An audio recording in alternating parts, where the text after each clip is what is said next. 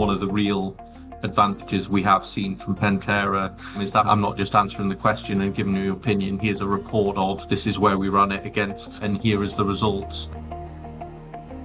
I'm Dave Curry, Director of Cybersecurity and IT Infrastructure at Essentra. Essentra is a global manufacturing firm. We basically manufacture and distribute small plastic and metal parts. I think like most manufacturers, we have quite a complex footprint. We tend to grow through acquisition, and really we don't necessarily have a good picture of what our attack surface looks like. So that was one of the key drivers for me to start to explore technology in this space.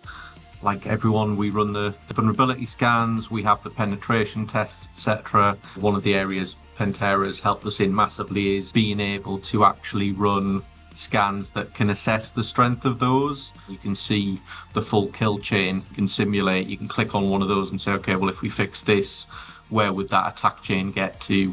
Final thing to call out, that proof of concept for me, there was probably actionable insights within a couple of hours, to be perfectly honest. I always think, if you're buying a tool, if you can prove value within that shorter period of time and that you're going to have that visibility going forwards, that was massive for me.